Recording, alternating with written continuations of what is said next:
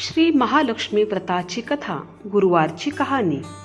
श्री महालक्ष्मीची कृपा आपल्यावर व्हावी, तिने आपल्या घरात सतत वास करावा, पैसा, शांती, समाधान घरात नांदावे म्हणून श्री महालक्ष्मीचे व्रत करतात। हे व्रत केल्याने मनातील सर्व इच्छा पूर्ण होतात। श्री महालक्ष्मीची अनेक नावे, रूपे आहेत। पार्वती, सिंधुकन्या, महालक्ष्मी, लक्ष्मी, राजलक्ष्मी, गृहलक्ष्मी, सावित्री, राधिका, रासेश्वरी, चंद्रा, गिरिजा, पद्मा, मालती, सुशीला अशा विविध नावांनी श्री महालक्ष्मी ओळखली जाते। अशा या सर्वांभोवती असलेल्या महालक्ष्मीची ध्यानी घ्यावी अशी ही कहाणी द्वापार युगातली, आपल्या भारतातील सौराष्ट्र देशात घडलेली। तेथे एक राजा राज्य करीत होता। त्याचे नाव भद्रश्रवा। तो शूर होता, दयाळू होता, प्रजादक्ष होता। 4 वेद, 6 शास्त्रे, 18 पुराणे याचे ज्ञान त्याला होते। अशा त्या राजाच्या राणीचे नाव होते सुरतचंद्रिका। राणी रूपाने सुंदर होती, सुलक्षणी होती आणि पतिनिष्ठ होती। त्यांना एकूण 8 अपत्ये होती, 7 पुत्र आणि त्यांच्यानंतर झालेली एक कन्या। राजा राणीने कन्येचे नाव शांबाला ठेवले होते। एकदा देवीच्या मनात आले, आपण राजाच्या राजप्रसादी राहावे, त्याने राजा आणखी सुखी होईल, प्रजेलाही तो आणखी सुख देईल। गरिबाकडे राहिले तर सगळ्या संपत्तीचा तो एकटाच उपभोग घेईल। म्हणून देवीने एका म्हातारीचे रूप घेतले, फाटकी वस्त्रे ल्याली, आधारासाठी काठी घेतली आणि काठी टेकत टेकत ती राणीच्या महालाच्या दाराशी आली। तिला पाहताच एक दासी पुढे आली। तिने म्हातारीला विचारले, कोण ग बाई तू, कुठून आलीस, काय काम काढलंस, तुझं नाव काय, गाव काय, काय हवं आहे तुला? म्हातारीचे रूप घेतलेली श्री महालक्ष्मी म्हणाली, माझं नाव कमलाबाई, द्वारकेला राहते मी, तुझ्या राणीला भेटायला आले, कुठे आहे ती? दासी म्हणाली, राणीसाहेब महालात आहेत, त्यांना सांगायला गेले तर माझ्यावरच रागवतील, तुला त्या कशा भेटतील? तुझा अवतार पाहून तुला त्या हकलूनच देतील, तू इथेच थोडा वेळ आडोशाला थांब। म्हातारीला राग आला। ती संतापून म्हणाली, तुझी राणी गेल्या जन्मी एका वैश्याची पत्नी होती, तो वैश्य फार गरीब होता, त्यावरून त्या दोघांची नेहमी भांडणे होत। नवरा तिला मारहाण करी, या त्रासाला कंटाळून एक दिवस ती घर सोडून गेली आणि जंगलात उपाशी तापाशी भटकू लागली। तिची ती अवस्था पाहून मला तिची दया आली। मी तिला ऐश्वर्य, सुख आणि संपत्ती देणाऱ्या श्री महालक्ष्मी व्रताची माहिती सांगितली। त्याप्रमाणे तिने व्रत केले। तिच्या व्रताने महालक्ष्मी प्रसन्न झाली। तिचे दारिद्र्य संपले, तिचे घर संपत्ती समृद्धीने भरले, तिच्या जीवनात आनंदी आनंद भरला। मृत्यूनंतर लक्ष्मी व्रत केल्यामुळे ते दोघेही पती पत्नी लक्ष्मी लोकात अगदी राजवैभवात राहिली। या जन्मी त्यांचा जन्म राजकुळात झाला आहे। देवीच्या कृपेने ती अगदी आता राणीपदावरती देखील बसली आहे।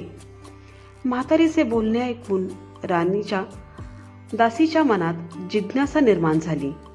तिने म्हातारीला पाणी दिले, नमस्कार केला आणि म्हणाली, मला सांगाल ते व्रत, मी करेन ते नेमाने, उतणार नाही, मातणार नाही, घेतला वसा टाकणार नाही। म्हातारीने दासीला लक्ष्मी व्रताची माहिती सांगितली।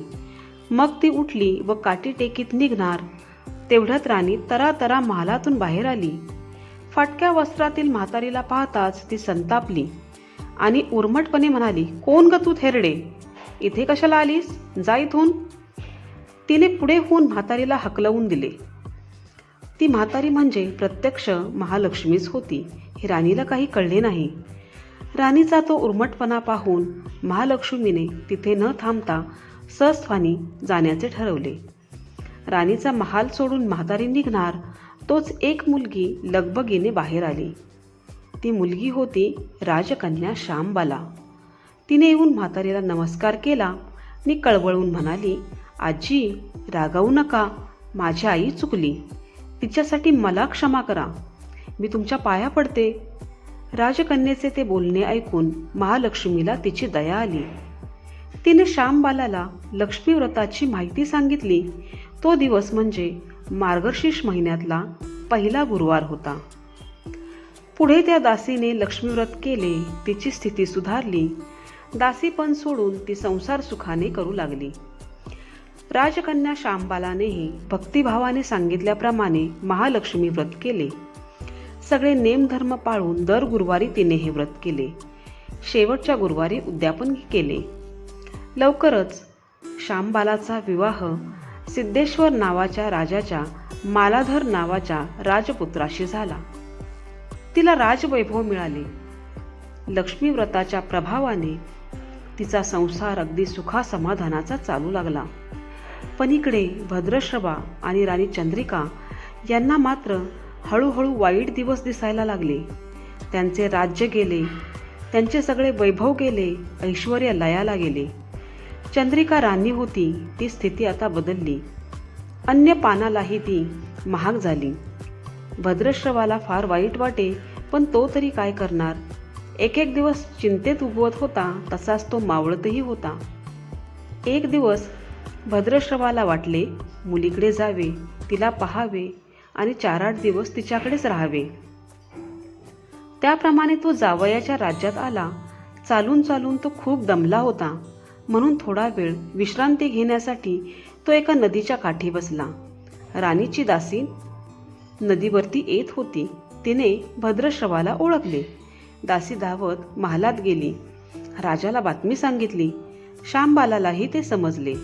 श्यामबाला आणि मालाधराने रथ पाठवून भद्रश्रवाला मोठ्या मानसन्मानाने राजवाड्यात आणले आणि त्यांचा आदर सत्कार केला. काही दिवस जावयाचा आणि मुलीचा पाहुणचार घेत भद्रश्रवा राजवाड्यात राहिला. आता परत जायचे विचार त्याच्या मनात घोळू लागले.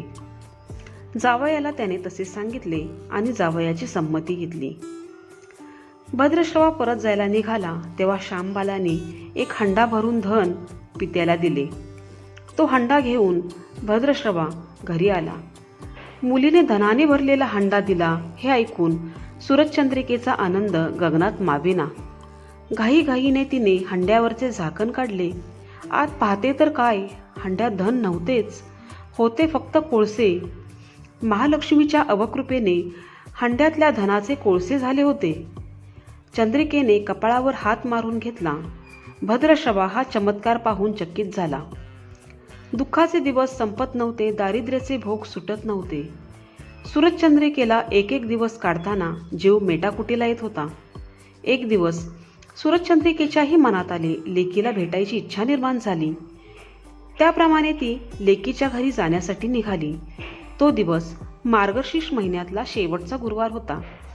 सूरजचंद्रिका लेकीच्या घरी पोहोचली तेव्हा श्यामबाला व्रताचे उद्यापन करीत होती. श्यामबालानेही आईकडूनही ते महालक्ष्मी व्रत करून घेतले. 4 दिवस मुलीकडे राहून सूरजचंद्रिका परत आपल्या गावात आली. लक्ष्मी व्रत केल्यामुळे काही दिवसातच त्यांना त्यांचे पूर्वीचे वैभव मिळाले. राज्यप्राप्ती झाली. पुढे काही दिवसांनी आईवडिलांना भेटण्यासाठी म्हणून श्यामबाला माहेरी आली. पण बाप भेटायला गेला असताना त्याला श्यामबालेने कोळसा भरलेले हंडा दिला, पण आपल्याला मात्र काहीच दिलं नाही. हा राग राणीच्या मनात कायम होता. त्यामुळे श्यामबालेचे भावी तसे स्वागत कुणीच केले नाही. राणीने एक प्रकारे तिचा अपमानच केला होता. पण श्यामबालेला आईचा राग आला नाही. ती पुन्हा घरी जाण्यासाठी निघाली. निघताना तिने पूर्वी बापाला दिलेला हंडा परत घेतला. त्यात मीठ भरले व तो हंडा घेऊन आपल्या सासरी आली. स्वगृही आल्यावर मालाधाराने श्यामबालेला विचारले, माहेराहून काय आणलंस? श्यामबालेने बरोबर आणलेल्या हंड्याकडे बोट दाखवले. मालाधाराने झाकण काढून आत पाहिले तर हंड्यात मिठाचे खडे. मालाधाराने चकित होत पत्नीला विचारले, अगं वेडे, हे काय? मिठाचे खडे, या मिठाचा काय उपयोग? श्यामबाला म्हणाली, थोडं थांबा म्हणजे कळेलच. त्या दिवशी श्यामबालाने कुठल्याच पदार्थात मीठ घातले नाही. सगळेच पदार्थ अळणी. मला तर जेवायला बसल्यावर तिने त्याला सगळे पदार्थ वाढले. सगळे जेवण त्याला अळणी लागले. मग श्यामबालेने पानात थोडे मीठ वाढले. अन्न पदार्थात ते मिसळताच बेचव अन्नाला चव आली. हाच या मिठाचा उपयोग, श्यामबाला पतीला म्हणाली. मालाधारालाही तिचे म्हणणे पटले. थोडक्यात जे कुणी महालक्ष्मी व्रत श्रद्धेने आणि मनोभावे करतील त्यांना श्री महालक्ष्मी प्रसन्न होऊन त्यांच्यावर तिची कृपा होईल. पण श्रीमंती आल्यावर सुद्धा माणसाने उतू नये, मातू नये. नित्यनेमाने श्री महालक्ष्मी व्रत करावे. देवीचे मनन चिंतन करावे. म्हणजे देवी सदैव तुमच्या पाठीशी उभी राहील आणि तुमची मनोकामना पूर्ण करील. येथे श्री महालक्ष्मीची ही कथा, गुरुवारची कहाणी सुफळ संपूर्ण. ओम श्री महालक्ष्मी नमो नमः. ओम शांती शांती शांती.